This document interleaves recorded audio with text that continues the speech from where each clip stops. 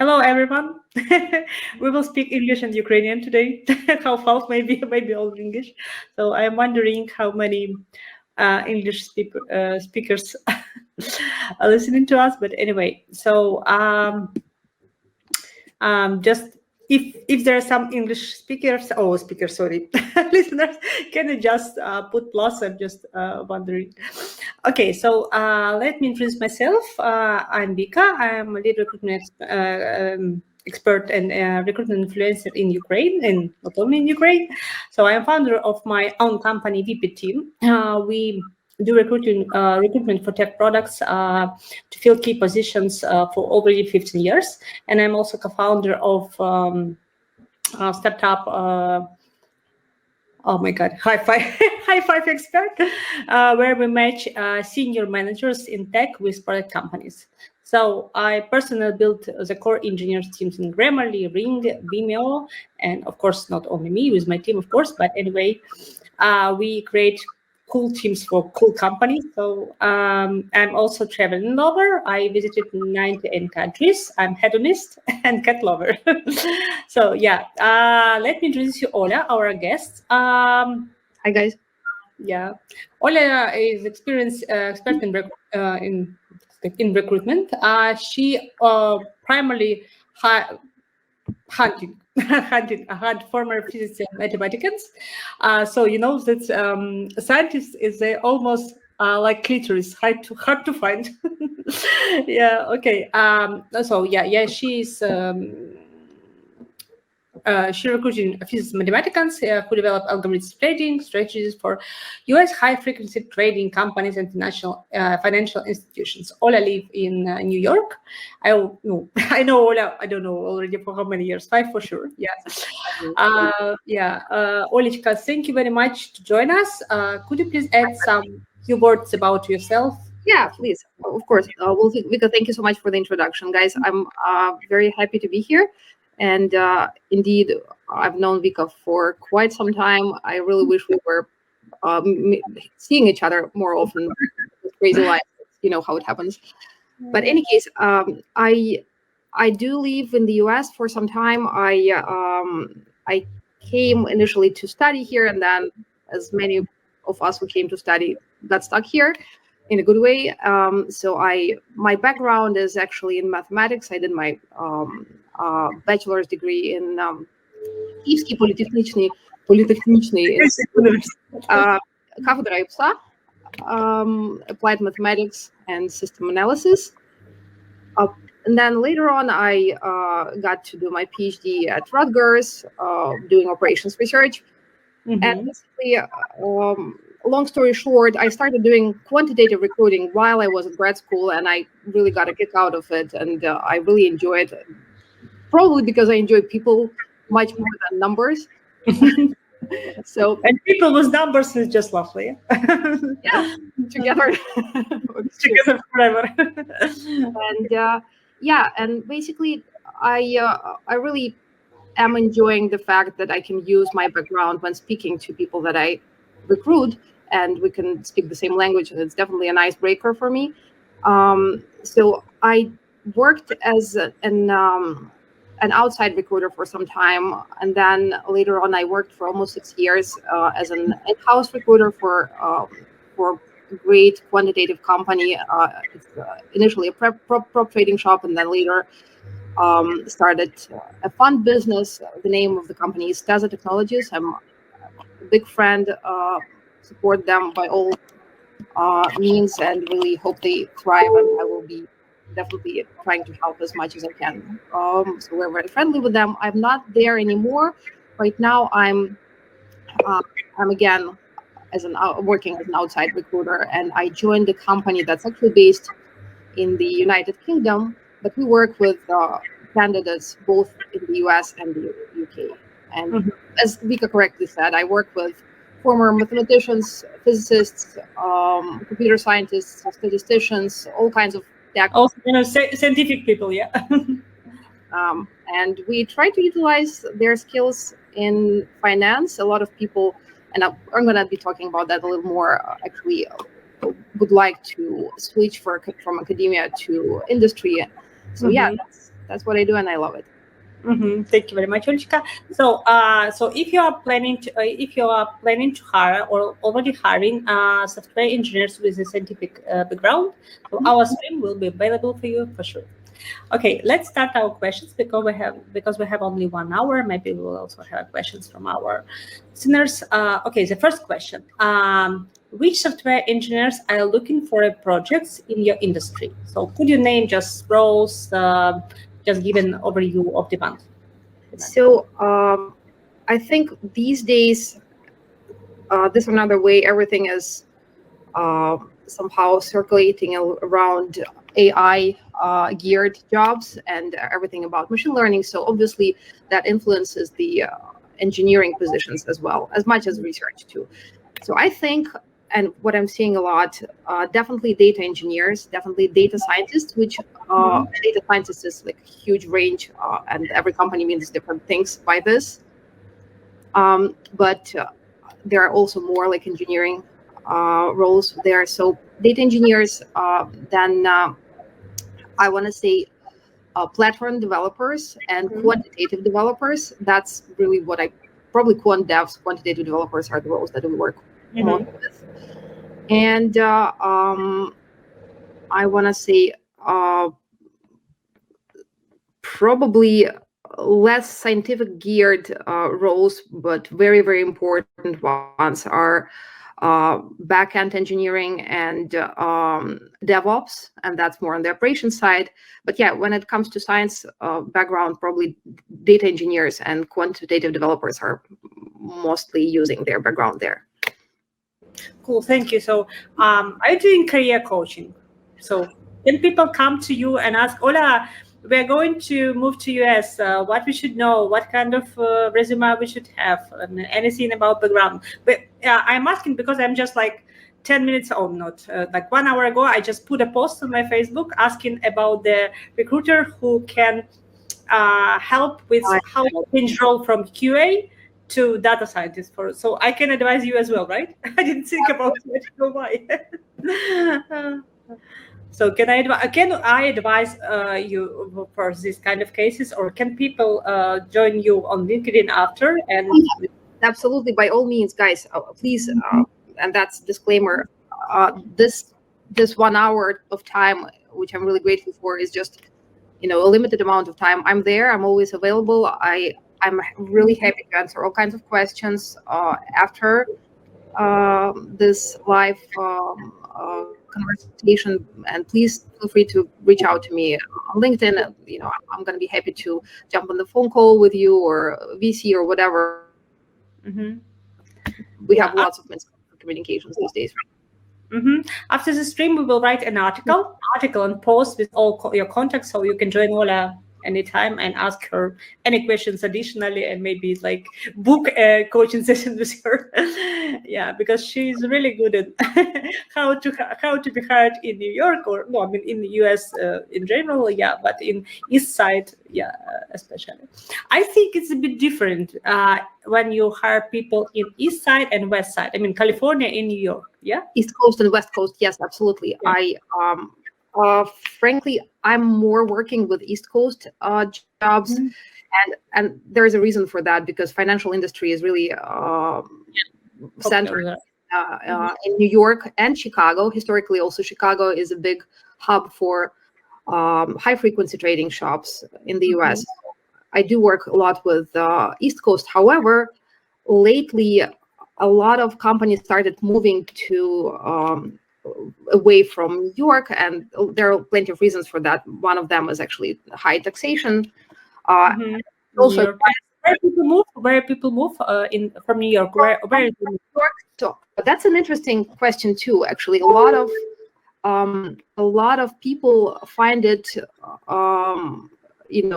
plausible, good for them to move to Texas these days, because Texas, it's still warm. There's no state tax there, so it's easier for businesses to open, especially for startups, to open up their offices there. And and it's like particularly Austin, Texas is a big hub. My current company has an office there, and a lot of financial and engineering companies that are there. I think Elon Musk is there already for a while. So we don't like Elon Musk a lot, but anyway, yeah, okay. Yeah, I understand. Just a lot of tech companies are also in Texas, but yeah, I work with West Coast as well. It happens so that any really financial companies which are more technology dependent, technology geared, are finding themselves in a good spot on the West Coast around San Francisco area. So yeah, and the difference is, back to your question, I really think that it's not that much different based on the location, but rather based on the specifics of the company. Just happened so that I worked more with crypto financial companies that are based in the West Coast, and more traditional ones on the East Coast. On the East Coast, yeah. So cowboys became tech people, right? Cowboys. Yeah, cowboys become people and scientists, maybe. And scientists, okay. Yeah, last year, by the way, we added 2 research engineers with mathematical background for our client Estonian startup. Yeah, we also recruited specialists with similar expertise for a digital fashion product. Really cool one. Yeah. So yeah, it's really hard to find. So let's speak about them. So people, I mean, this kind of startups, they need like innovative experience. They need knowledge and skills in algorithm development. Everybody in US during the interview, they ask about algorithms. So it's like a base, right? It's like base rule. Yeah, the company need data science, machine learning experience, yeah, definitely algorithm development and more. So can you tell a bit like, so now we will speak, is it are the engineers with scientific background hard to find or easy to find, or where to hire them? How does the current state of the job market affect hiring this category? Now it's like layoffs and everything. So do the layoffs like affected or not? A good question. I mean, I really think a lot of jobs are affected, particularly engineering. I want to say that going back to scientific background and engineering jobs, good data engineers are always hard to find, and I know that from my experience working as an in-house recruiter, and but generally, everything is circulating around data. So the quality of data needs to be perfect in order for any company, technology company, financial company, to do a good job. And basically, I want to say physics background, like experimental physics in particular, when you work with loads and loads of different data, is really helpful for people who are transitioning from science, from academia to engineering jobs. But and good engineers are really hard to find. Well, obviously. Where do you usually find them? Can you like recommend the places? I mean, not restaurants, but I mean like research institutes and anything. So you can, I understand it's difficult. Yeah, it's hard to find because it's like I'm joking. It's like clitoris. It's hard to find. Yeah. So where did you find them? Where do you find them? Yeah, I found it really useful for myself to look at where they were working while doing their master's or PhD. For instance, national labs. When a physicist works for their thesis, when they work in a national lab, in the US, it could be Brookhaven, it could be Argonne National Lab, and they run a lot of experiments and they deal with a lot of data. So that's definitely helpful. They know how to treat data, how they know their statistics, they know their probability, they know how to program for sure, because it's not obvious for a scientist to be a good programmer to start with. That's another skill that's acquired, right? And a lot of people acquire this skill after they graduate. So I know for sure that people who were doing experiments with large data sets, they do know how to program Python. They definitely worked with R, with Python, those kinds of programming languages, and they know very well about data quality, and they probably worked with AI libraries, and they also did some use out of those. So yeah, definitely, I'm looking at any experience in the like places like national lab, or maybe I'm I want to say even theoretical physicists actually they do work with quite a bit of data which they have to process, and they usually are good programmers in Python in particular. So yeah, that's particularly again geared to like connected with the scientific background. When we're looking at engineers and data engineers, particularly with some experience, it's many companies actually are very happy, hiring people that had some experience in technology companies like Amazon, like Facebook, whatever technology, GitHub, all kinds of places like that, because they definitely dealt with very similar data. It's easier to learn the jargon, the financial jargon, than to learn how to. Yeah, but also even, I mean, if you go to data science job, you need to be a programmer, right? You need to. Oh yeah, yes, but you definitely need to be programming. But again, this is usually. Here we could speak about different kinds of work with data: the structured data, unstructured data, alternative data, and there are specifics for each of them. But yeah, definitely you need to know how to program, and you definitely need to look for someone who has been doing it while they were in their scientific venture. Okay, how do you motivate them move from their labs? So scientists really love their labs. So they usually don't want to work for companies because they love science. That's why they work there. How you motivate them to join the company and change their cozy labs to company, to not cozy company? Another good question. There's one, I think, very obvious answer to that, but more non-obvious. Well, the obvious one is obviously compensation. By the way, it's like double compensation, or it's less, or it's even triple. I don't know. First. It really depends. Like if right now, actually, a lot of financial companies are not matching compensations to again places like Google, right? You can make much more money in renowned technology companies. However, if you are transitioning from academia to industry, definitely your paycheck will be doubled, tripled, quadrupled, and more. And that's one of the motivations why people do that. No, it's normal motivation. I mean, everybody needs money. Yeah. That's completely. We all need financial freedom, among other freedoms, right? Yeah, especially financial freedom, I would say. I love money. I love your money. And another motivation is actually for people to move from scientific setting, like academic setting, to industry, financial industry in particular. You see your results faster.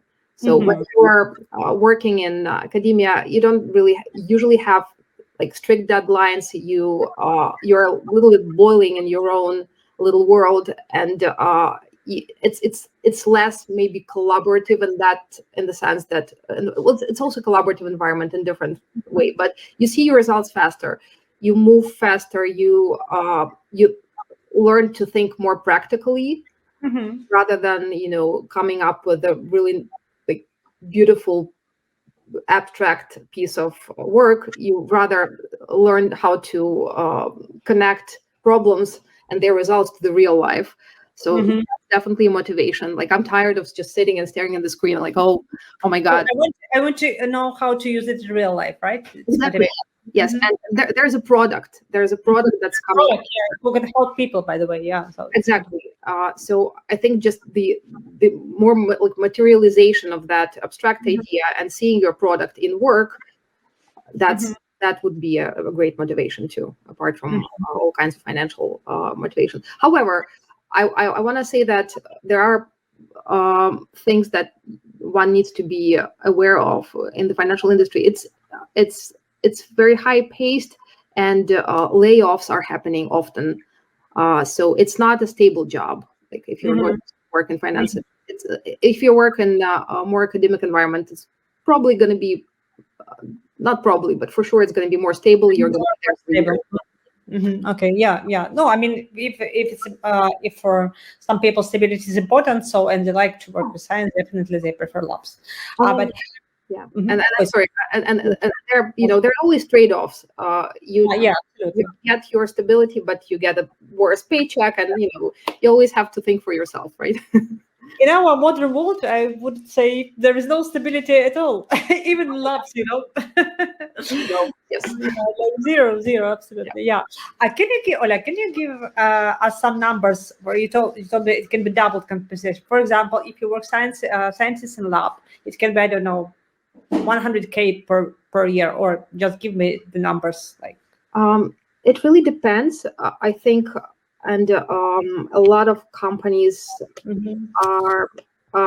So I would say I would subdivide it in this way. So if you are going to work for a startup anywhere in the financial industry or technology, you have to be prepared to be working for less money, but for further investment. Basically, you invest your time. Equity, for shares. Yeah, and it's okay. I mean, and not. I want to say it's not every personality would be okay with this setup. Yeah, absolutely. A lot of people, and you probably know that better than anyone because you work with startups a lot. Yes. You have to be ready that it's going to be ups and downs. It's basically a bet. You never know if the startup will survive this crazy competition. So it's a certain personality. But if you work and going back to your question with the compensations for startups, usually compensations are lower, and they're not like monetary only, as you correctly said. It's equity, it's all kinds of perks, But if you go like a stable financial company from lab, so yeah, if you go to an established company, you can easily get, well, not probably not for the very beginning, but like experienced engineers can get to high six-figure numbers, like 6-figure numbers, guys. Six-figure numbers. Sure. Experienced engineers. Like I'm working with a person who actually is working at Amazon right now, and he's a senior guy. He's not gonna move from there for less than $850,000 to go to finance. And he's an engineer. He's an excellent engineer. And this is not a ceiling. Basically, if you're a good. Because I think because of now the situation on the market not really well. By the way, let's speak about layoffs after. Yeah. And you mean that so usually it's like $1 million, 1.5. It's not a problem for a good engineer in Amazon. I know. Yeah, that's true. And in the industry too. And it's I'm working right now with a shop that's it's a crypto high frequency shop actually based on the West Coast. And they are desperately looking for a good Java engineer. They interview Java engineers here. You know where to write, Ola. Yeah. Yes, actually, especially if you're on the West Coast. Are they looking them for a remote job, or also are they okay if the? That's another thing. So right now we have an opposite trend than we had during COVID times. People are going back to the offices, which it's not always more efficient, but somehow it's what's happening. So yeah, again, let's say for experienced people, it's probably like they're more reliable to give them a remote opportunity, right? But generally, you want to be prepared to have at least a hybrid setup, like when you work. You need to be in East Coast or Texas or anywhere where the office is. You need to be physically there. Yes. I got it. Thank you, Olga. Yes, we have also we'll have 3 questions, so let's start with the third one.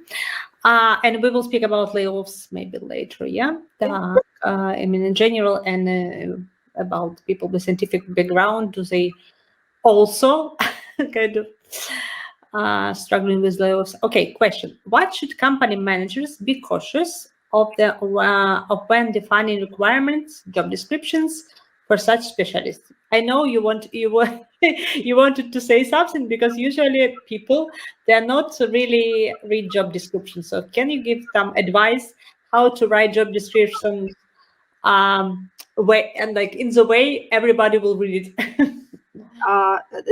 That's a very important question, actually, you're asking, and I do indeed find well the like, let's say initially when engineers are looking for jobs, they're more flexible, so they're probably are more like they're looking at the job description in a way that, okay, I know this, I will learn this, and that's okay. Like I guess they're not trying to tie themselves so much to the particular requirement in the job description. So for them, probably a very well-written specific job requirement is less important, because they're just looking for a door opener into the industry. For people who are more experienced, it is important, because they want to understand that, yes, that's where I am strongest at, and that's where I will bring the biggest value add to the company. So for the companies, I guess the advice for the companies when it comes to more senior roles, it's important to be more specific about the projects that they're going to be doing and what those projects are going to be used for. So I guess I would probably focus more on focus more on descriptions of the projects that need to be accomplished with a short and long term. You mean what they will create? Yeah. No, I mean. Like what aggressively questioning them, like our checklist, but it's like it should be more about what kind of products they create, how viable it is, right? I mean, yes. What product will be the result of your work?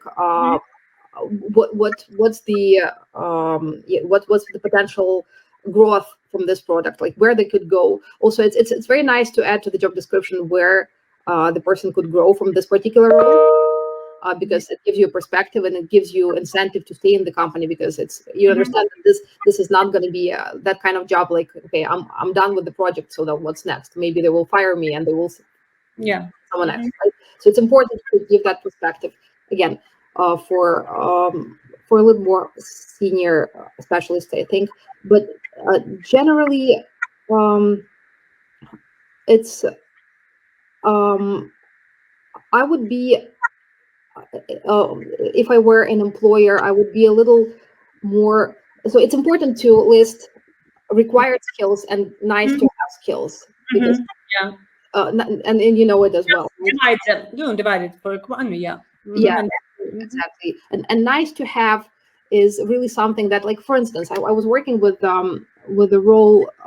We were looking for Kotlin developer. Oh, you probably work with those a lot. I haven't really, because Kotlin is not something that was widely used in the financial industry, but there was a team that was building a platform, a trading platform. Particularly, they wanted to build it in Kotlin, and that was a very hardwired requirement, which I think didn't let them see a good spectrum of very good specialists who are good Java people, right? Or and Kotlin is similar to Java in many ways.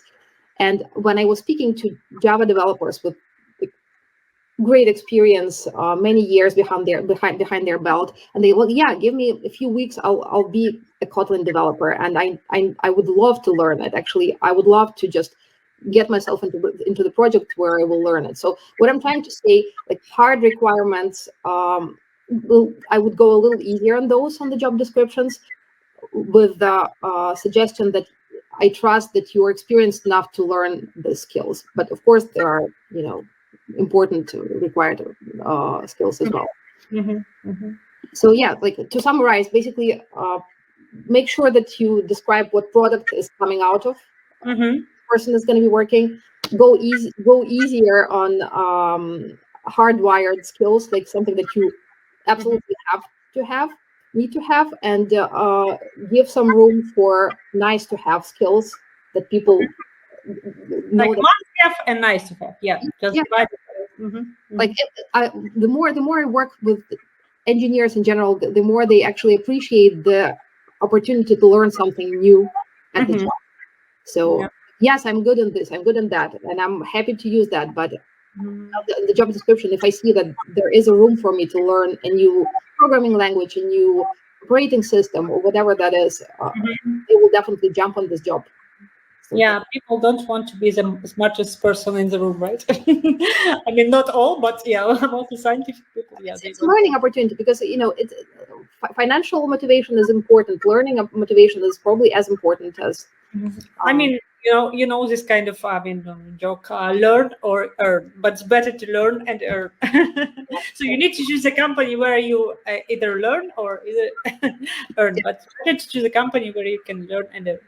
Okay, cool. By the way, let's back to our questions about layoffs. So tell us, like, is it really huge now? Still huge? How it's influenced people with scientific background? Because today we speak about them. Can you just like a short overview about it? So about layoffs, well, this is again back to the reality in industry. That's the fact. There are layoffs. And when they finish, Ola, when they finish. Never. I guess never. Just it really depends on the company.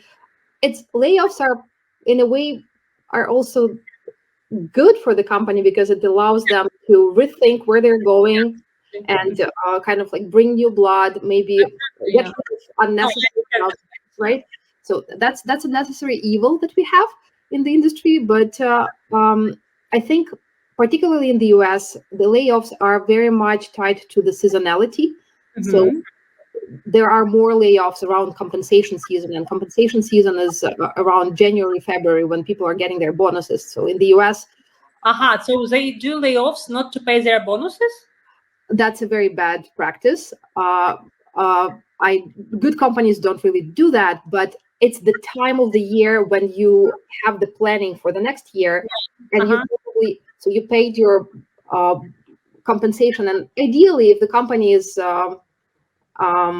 I guess in good moral standing, they would pay you your bonus. They would not, because it was no, I'm promised you. Yeah, of course, it was agreed in previous year. It's also contractual, and many times you have your bonus, guaranteed bonus on the contract, but it just works so that usually the guaranteed bonus is only working for the first year, and then you're getting discretionary bonus based on your performance. So a lot of companies. I mean, if performance is not there and the company's performance is not great, there's a high chance that you are not going to get your bonus. That's so if the company performance and your performance not good, and it adds up in lower bonus or layoff. So yeah, the seasonality is important. So like right now for us recruiters, it's a great fruitful time of the year because a lot of people are out on the street. You can hire them for different companies. Exactly. Yes. So because layoffs are one thing, but just going to the recruiter's perspective, of course, it's important that all people are not satisfied with their compensation. They were expecting a certain bonus and they didn't receive it, so they look for something new, especially in the same period of time.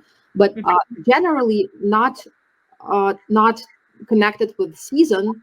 Compensation season, there are layoffs quite a bit, and especially for several reasons. One of them is a lot of things are getting automated. That's what I wanted to ask. Yeah, exactly. Like you're seeing this more than I do, probably because you work more with IT. But a lot of things are getting. I think where the trend is going in such a direction that mediocre people are going to become more rare and rare in the industry. Good people are going to be needed because AI is not going to be able to replace good people. But mediocre, yeah, AI will replace all mediocre people. Yeah, I already see it. Yeah, so that's why.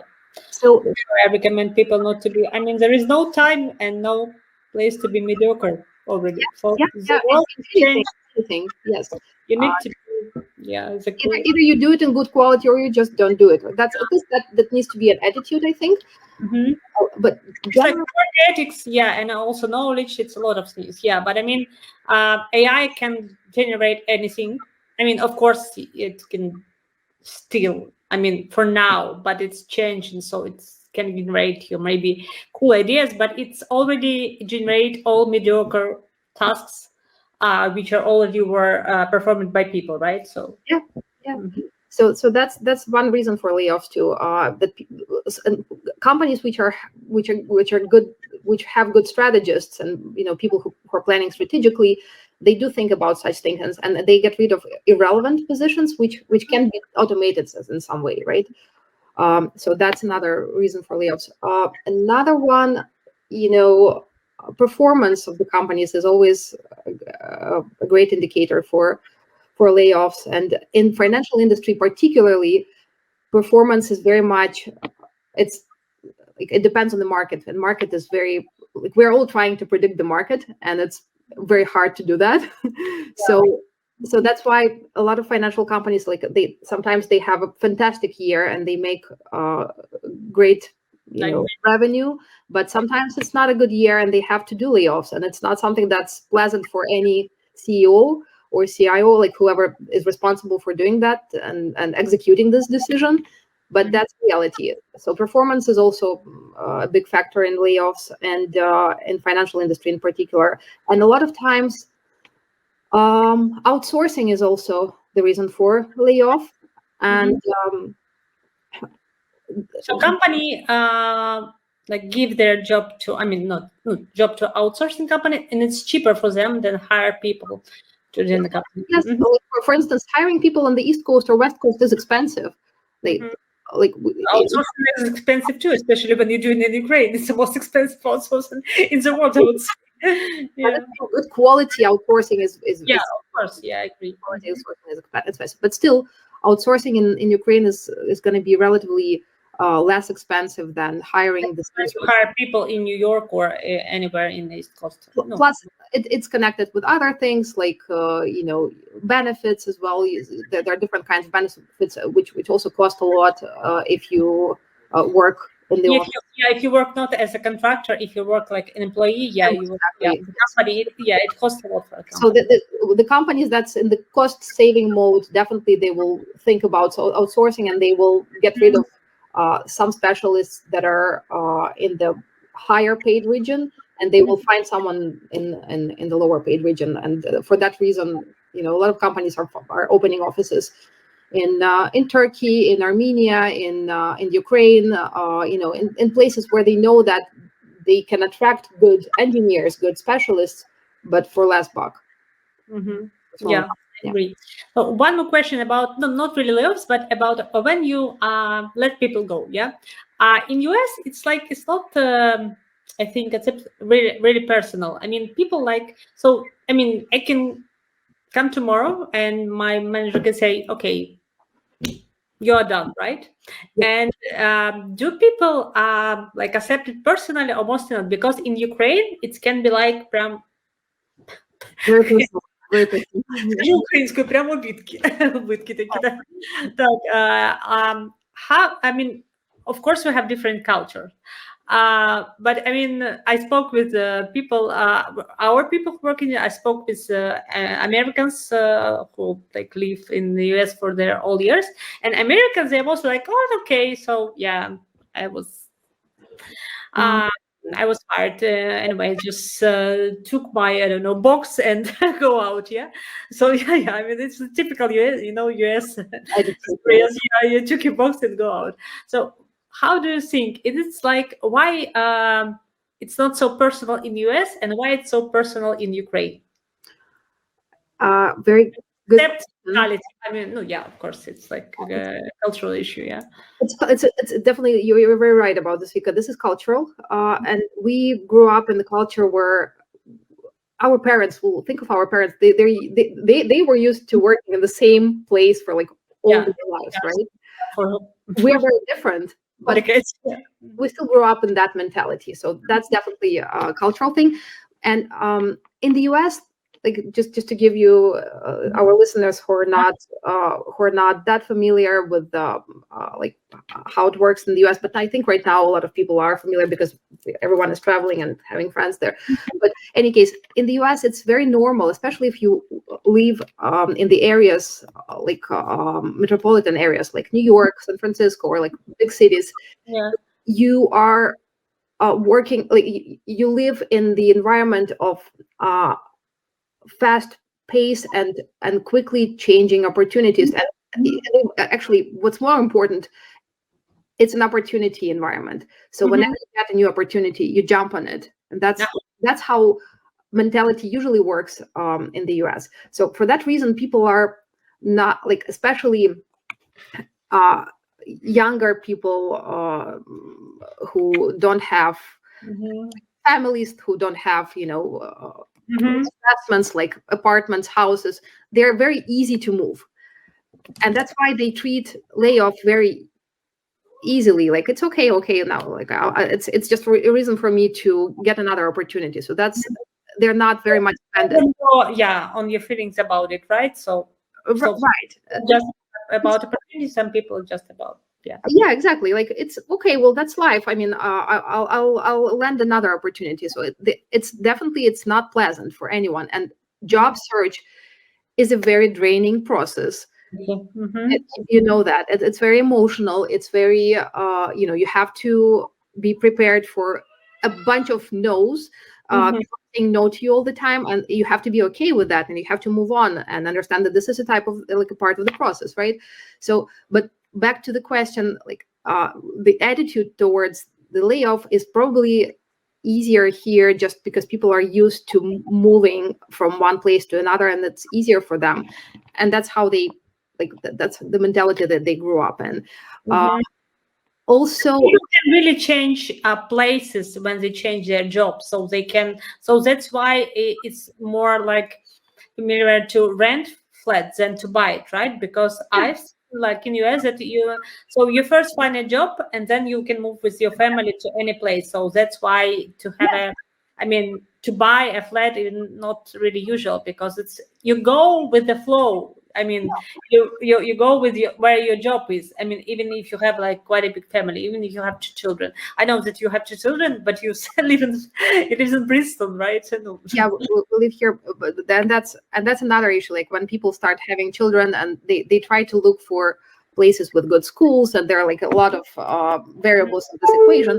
But in any case, still, so it's harder to maybe it's harder when someone is laid off and they have a family, because there are a lot of components in their life already, like a lot of dependence, right? Yeah.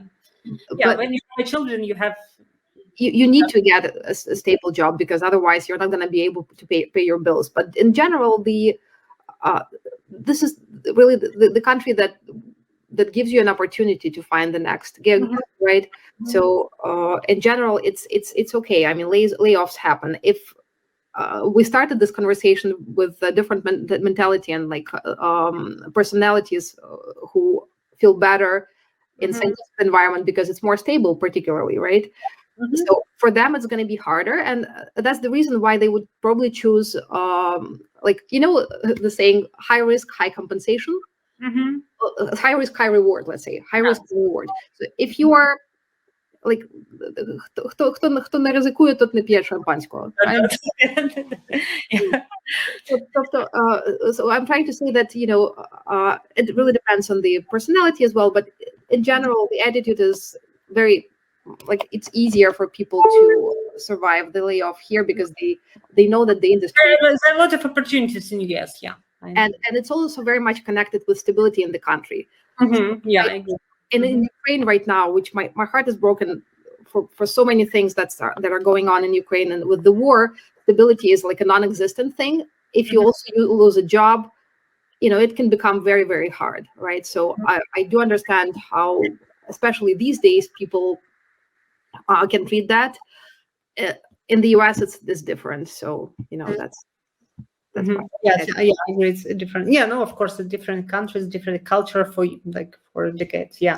Okay. Let's move to another question. So, what should a company have in their MVP to interest these individuals? I mean, individuals, people with, tech people with scientific background. So, what can be like a value proposition? The value proposition of the company to get the interest of this kind of people. The value proposition. So the further we go, the more culture is important. It's a lot of times. Inside the company, right?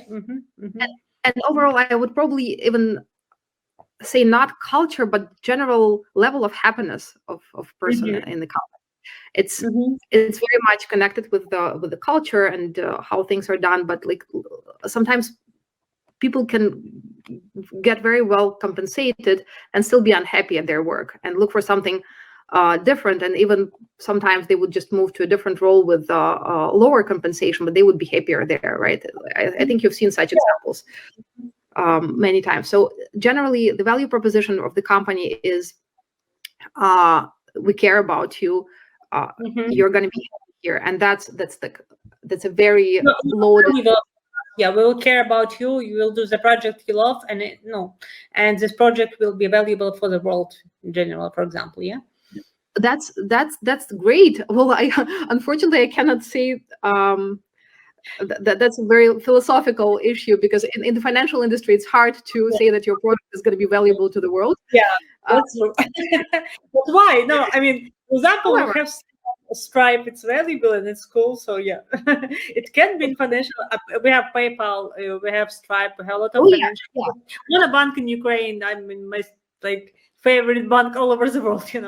Yeah, I mean, there are so many cool products that are created, and the fact that the market is being alive and moving. Like I'm not trying to say anything against I understand, yeah, but I mean in general, so it's not like you may medical expert. No, I mean of course it's probably not going to save lives, but it's definitely the product is going to make our life so much lives. Yeah, but it's definitely improve the money always improve our lives.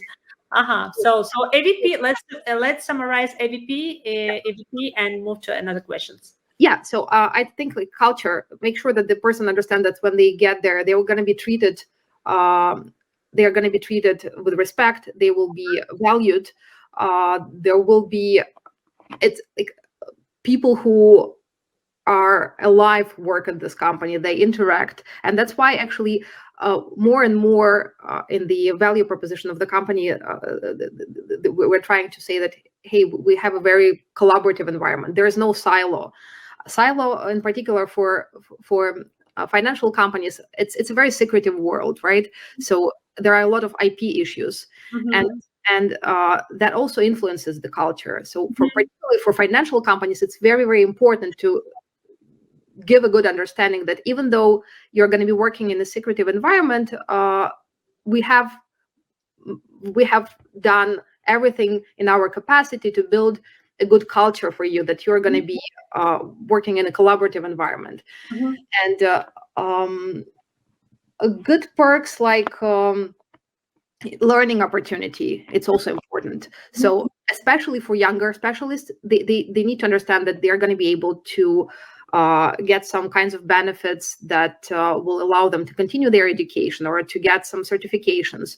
So that's also important. That needs to be a part of value proposition, because for a good company, it's always important to understand that their employees are constantly growing and learning. Yes, here I give it to you. So it's not only compensation. I also want you to learn. I want you to advance. I want you to be a part of the company that's always advancing. And another thing is understanding that there is a good balance of life and work. Yes, we do expect you to do a good quality work, but we also respect your me time, like your time for yourself. We don't want you to end up, just seeing therapy. 10 p.m. we don't want you to become, psychologically broken because you work in this company. We want you to be happy on multiple aspects. So the message that we really appreciate you as a worker, but we also appreciate that you have other life than work. It's important. Okay, cool. Thank you very much, Olga. We have just 10 minutes, and we also have 2 questions. So let's move on. Let's speak about interview a bit. I mean, when you interview people for this kind of roles, how can expertise be objectively, okay, anyway, it's assessed during the hiring stages? So what have you used that worked? So how can you interview this kind of specialist? What do you usually check? What your hiring managers checked? Check. So particularly for engineers, that question is about engineers, right? Yeah, engineers. Let's speak about engineers with scientific background. What you usually check, you and hiring manager. So what check recruiter? What check hiring manager? Okay, so well, if I'm talking to someone coming from a scientific background, I'm actually going to be genuinely interested to talk to them a little bit about their projects that they've done while they were in science, and I want to hear an easy to understand explanation of their project. So especially if they have something on the resume, I ask a question. This project looks very interesting. Like, I don't know much about this. Can you tell me about it? And I tell you that I'm not an expert, and I'm expecting you to give me the explanation of what it is about in simple terms. If a person is capable of doing it and they will recall their project, it's a very good sign. I understand. Yes, they were engaged. They were doing this project by themselves, and they are able to think of.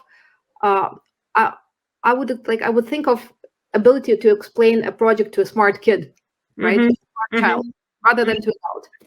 And we all do very complicated projects, right? So it's you can make yourself sound very smart in a way, but just make the other party, as a recruiter or hiring manager, very confused, and that's not a good sign. It means that you will not be a good communicator at your job. Okay, so that's number one.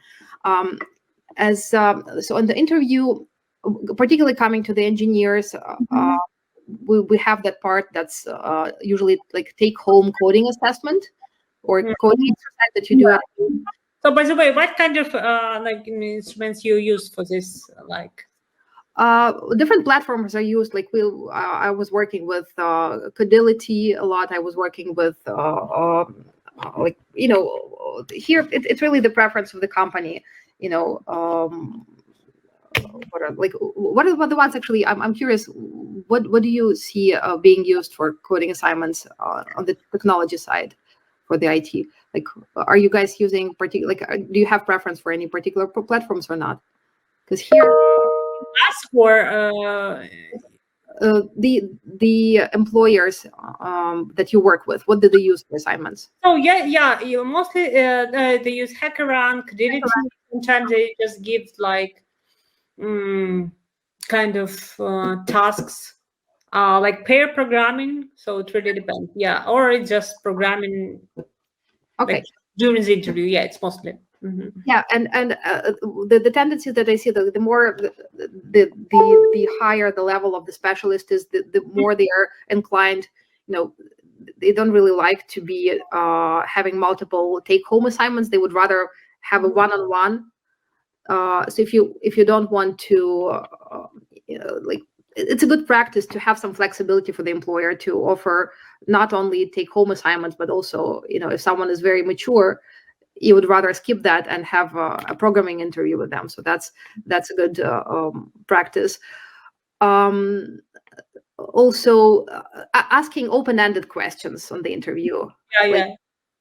Something that doesn't require exact knowledge. Like, okay, so what happens if you print www.google.com? What happens? So what's next? And they start telling you, so okay, next, like this and that happens. And of course, everyone will have a different answer.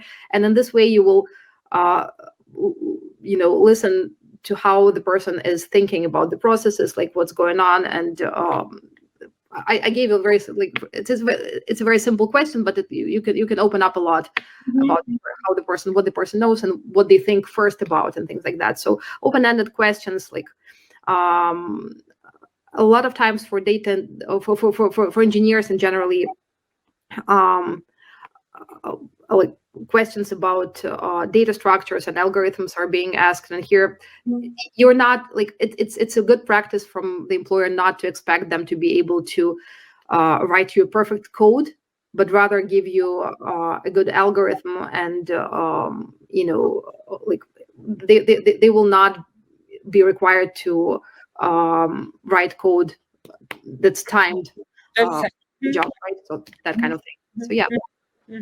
I got that's interesting, because I see our interviews in different, because my friends who moved to US who pass interviews there, so that it's an absolute difference in there. So I mean, the people who if the people listen to us and they're going to move to US, so it's better to know how you conduct interviews there, how to be prepared, what kind of resume to have. Just so that we don't spend too much time on that, guys, if you have specific questions, just find me. I'll give you more specific. By the way, you can raise them right now, or you can ask them. We will let like 5 people after the after the stream. Yeah. So we have a last question, Olichka. What general recruiting trends for now do you see in US and globally?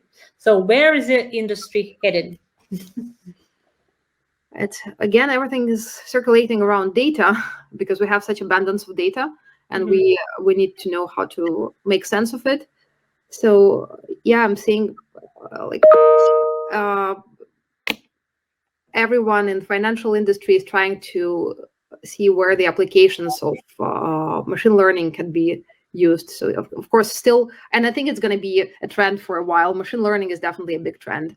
Trying to incorporate machine learning into certain existing processes to make it to make it more optimal and to discover new things that you were not able to discover without AI. So yeah, definitely like everything around machine learning and data. Okay, machine learning and data. Yes, I mean it's already trending. I think for years. So. It's still trending, so it's like a really cool trend there. Okay, cool. Okay, guys, if you have any questions, so I mean, you have like 3 minutes to ask, or you can join Ola later. We will post, like I said, we will put the post with Ola LinkedIn contacts. We will make a kind of article useful with a lot of additional material, because we also asked some engineer with scientific background before we do this stream, so we will have also interesting information from them. So Olichka, thank you very, very much to join us. It was really cool.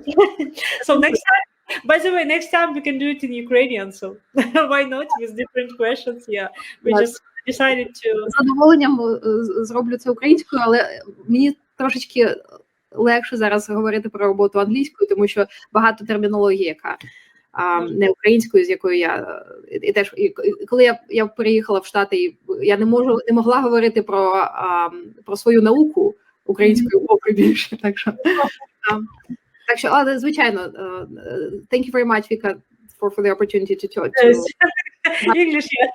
Sometimes I forgot how to tell it in Ukrainian or in English, so but guys, Vika is the best in like a lot of things that she does. Recruiting is one of them, but there are so many more. So please, I think you all know how to find her. Also, if you want to find me, she's the person of so many talents. So Да, дякую тобі дуже. Да, next time we will join. Oh, but I understand now. I will speak English. So come on. Yeah, it's really difficult to change. Yeah, sometimes. Okay, I will speak English with my cats now. They will learn English for sure. Okay. To Turkey, they need to know English in Turkish. Okay, well, thank you very much. Дякую тобі дуже. Do you wanna add something? Yeah, just wanted to say, I'm here. I'm available to answer questions. I'm very easy to find. So please, if you're interested in any opportunities in quantitative finance in particular, ping me. I'm here. LinkedIn. We will definitely put your LinkedIn for people to add. Okay.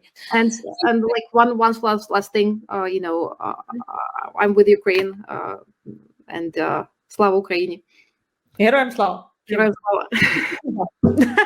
I don't know how to translate Росії пізна, but героям слава і слава Україні. Так. I'm with you. Окей, на цій позитивній ноті ми виключаємося. Дякую, да, тоді до нових Дякую. на цього тижня у нас ще буде ще один ефір. Не переключайтесь. Join us again. Окей, дякую, Олечка, тоді на зв'язку. Да, дякую всім. Да, дуже пока-пока.